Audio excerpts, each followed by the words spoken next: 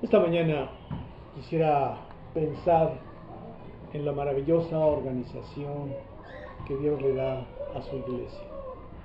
Cada vez que uno ve la maravilla de la organización en todo lo que es el mundo, puede uno decir, tiene que haber un autor, tiene que haber un ser supremo que fijó las normas para esa organización. Cuando el hombre interviene, empezamos a echar a perder la organización.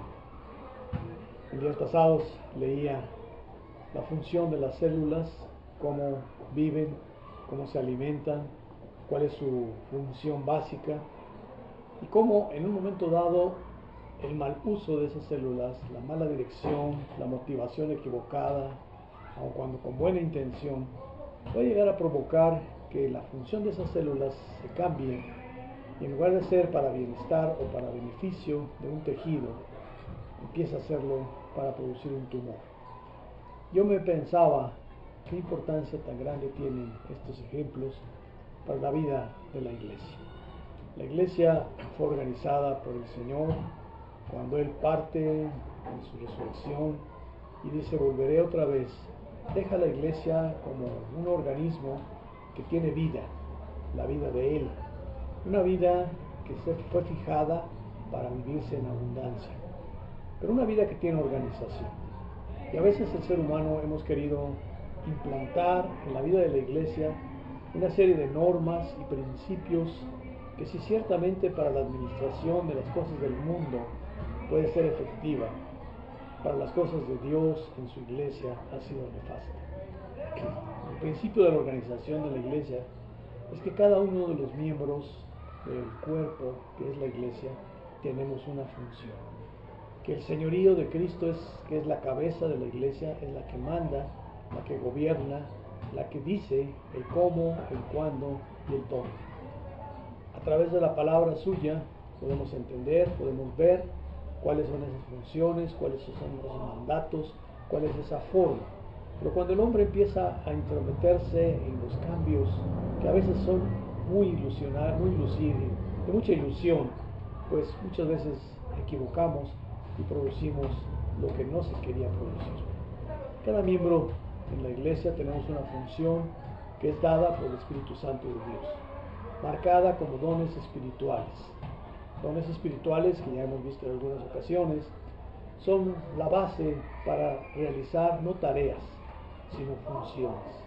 Por eso es que el miembro de la iglesia es un comprometido con Dios y con la iglesia, porque su función es básica y si su función no se realiza, todo el cuerpo va a sufrir. Pero por otro lado, en ocasiones tenemos la idea de que necesitamos lo que otras gentes necesitan, lo que otros pueblos necesitan, lo que otras culturas necesitan. Y empezamos a meterle a la iglesia pegostes que no son precisamente de beneficio.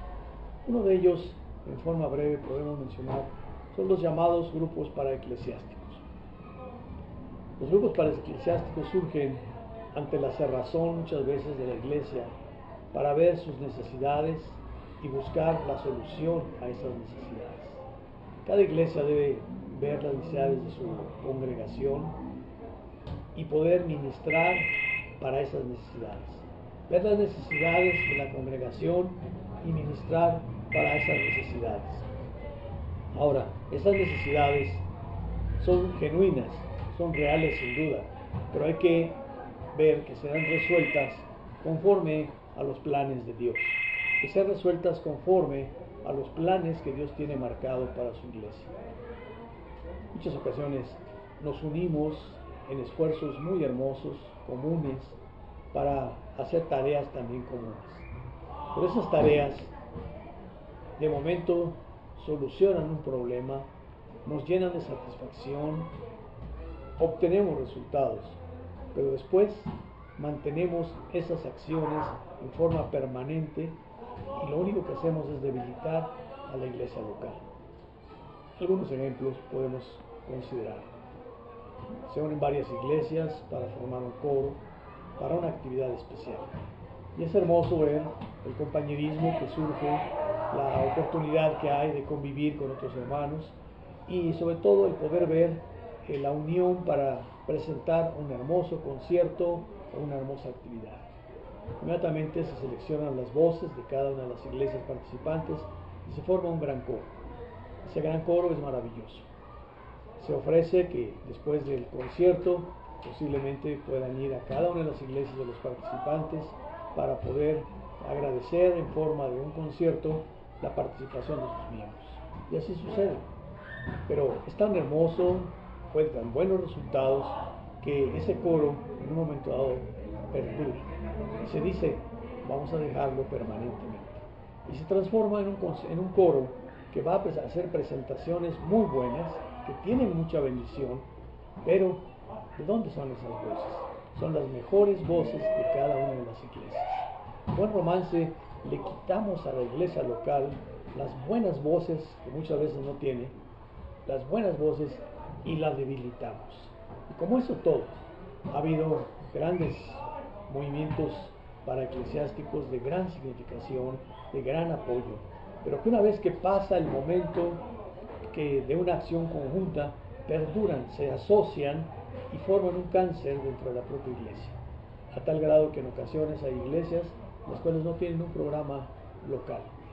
Su programa está contemplado en base a tomar de cada uno de los grupos para eclesiásticos lo que mejor conviene, o todo el grupo, y entonces la iglesia simplemente sirve a los grupos para eclesiásticos, cuya finalidad es buena, cuyas formas posiblemente sean muy buenas, pero que debilitan la iglesia local. Y yo creo que uno de los principios que la iglesia debe tener es dejar que la cabeza, que es Cristo, que ha fijado su organización, trabaje, y no querer hacer grandes espectáculos en la iglesia o grandes empresas que no son las del Señor. La empresa del Señor es la salvación de las almas.